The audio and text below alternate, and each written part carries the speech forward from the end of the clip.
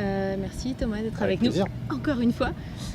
Est-ce que La tu dernière, j'espère, enfin J'ai- pas pour le, mais plutôt pour. Vraiment la dernière, si l'espace c'est plus possible. Comment est-ce que tu la sens cette tentative? Eh ben, j'ai un bon feeling en fait. Ok. Mais j'ai pas un très bon pourcentage de réussite sur les lancements. J'ai même été plutôt porte-malheur, alors pas pour les lancements habités, hein, mais les premiers lancements que j'ai vus, il n'a pas marché, le deuxième lancement que j'ai vu, il n'a pas marché.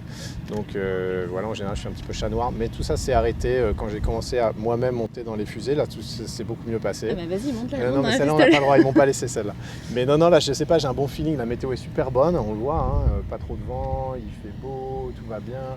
La fusée, techniquement, il n'y a que des verres, tout est ouvert. Donc bah voilà, on espère que ça va continuer jusqu'au moment de la lancer.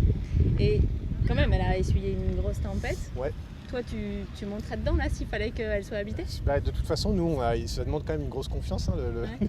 le boulot d'astronaute. Mais non, mais je pense qu'elle a été inspectée sous tous ces moindres détails, hein. La NASA laisse pas les choses au hasard, c'est normal. Ce tir, il est quand même important, hein. C'est une fusée qui est chère, qu'on a mis longtemps à développer, qui signifie beaucoup pour la suite, hein, pour l'aventure lunaire. Donc la NASA prend pas les choses à la légère. C'est pour ça qu'on a reporté déjà les tirs pour une fois ou deux. C'est pour ça qu'on l'a rentré au hangar, qu'on l'a ressorti. Et toutes ces décisions, elles sont prises avec beaucoup de paramètres et beaucoup de gens autour de la table. Donc non, je leur fais confiance. Est-ce que tu peux nous dire un petit mot sur la nouvelle classe d'astronautes? Les gens pensent beaucoup de bien. Moi, j'ai vu énormément de gens très talentueux. Alors, ils n'ont pas tous passé la phase dans laquelle j'intervenais. Il y en a peut-être qui m'en veulent, je ne sais pas. Je leur demande pardon. Mais tout le monde ne pouvait pas être qualifié de toute façon. Mais non, il y a plein de gens très talentueux qui viennent des quatre coins de l'Europe. Il y avait ce côté vraiment européen qui était sympa parce que je pense que, mine de rien, l'Europe s'intègre de plus en plus. Les gens parlent des langues étrangères, les gens font des Erasmus, les gens voyagent. Donc il y a ce côté qui existait beaucoup moins avant nous. Nous, on a été la première classe vraiment européenne. Et je pense que les classes suivantes vont l'être encore plus. Ouais, une question bien sûr sur Artemis et ton implication dans Artemis. Ouais. Est-ce que, évidemment, il y a des négociations en cours pour avoir des astronautes européens soit autour de la Lune, soit sur la Lune et ou sur la Lune. Est-ce que toi déjà, tu t'entraînes en vue de voyager autour de la Lune ou sur la Lune avec Artemis? Non, on ne s'entraîne pas spécifiquement maintenant. On a tous évidemment un peu notre expérience des missions ISS qui compte, hein, pour ça, des sorties extravéhiculaires, ce genre de choses. On a un stage, un entraînement d'exploration à l'ESA, hein, de géologie, que Alex vient de faire, donc il pourra sans doute t'en parler. Moi, j'ai pas eu la chance de faire, mais je pense que je le ferai l'année prochaine. Ça, c'est plus spécifique vraiment Lune, parce que la géologie, évidemment, on n'en fait pas dans l'ISS. Donc on a des choses comme ça qui commencent à se mettre en place. Ensuite, dès que ça part, dès que les missions derrière se dessinent, et ben là il va falloir se mettre au simulateur, il va falloir répéter ses procédures, apprendre un petit peu tout ce qui va être la spécificité de ces missions-là. Mais c'est l'année prochaine ou peut-être l'année d'après. Ouais. Est-ce qu'il faut être expérimenté pour toi pour aller faire un voyage autour de la Lune ou marcher sur la Lune? Sous-entendu, est-ce que tu penses que c'est plutôt la nouvelle classe d'astronautes qui va marcher ou voyager autour de la Lune ou c'est plutôt un de vous?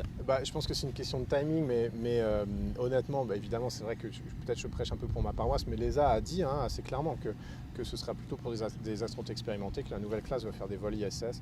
Je pense que ça a du sens, un vol ISS sur une mission de 200 jours. Si on n'est peut-être pas très bien au début, si on a un peu de mal à s'adapter, ça peut arriver. C'est difficile à prédire, hein, malgré tout l'entraînement qu'on fait.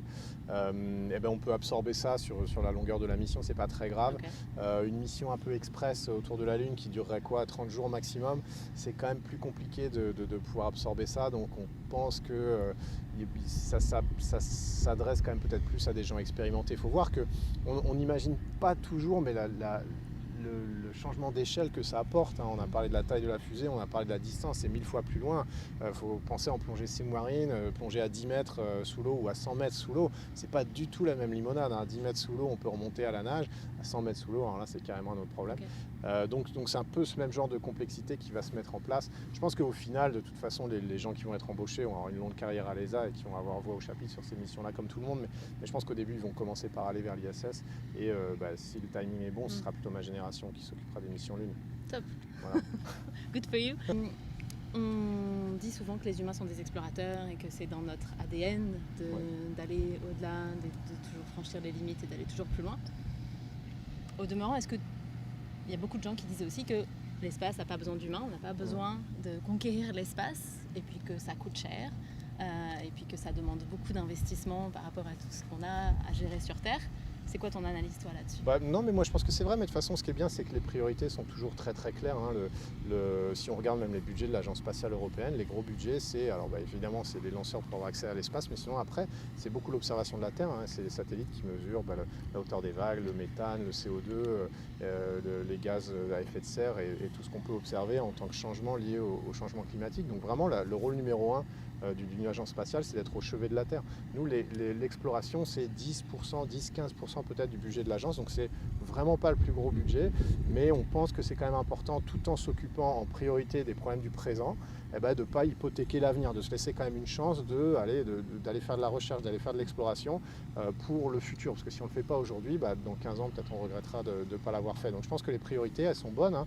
Je pense qu'on a les mêmes que tout le monde, c'est juste qu'on se dit que, évidemment, une fois qu'on a les priorités qui sont couvertes, il faut quand même essayer de se projeter un peu plus loin, quoi. Et d'aller sur la Lune. Voilà. Merci beaucoup, Thomas. Avec plaisir. Infiniment. Avec plaisir. Je vais t'embêter juste encore 2 minutes.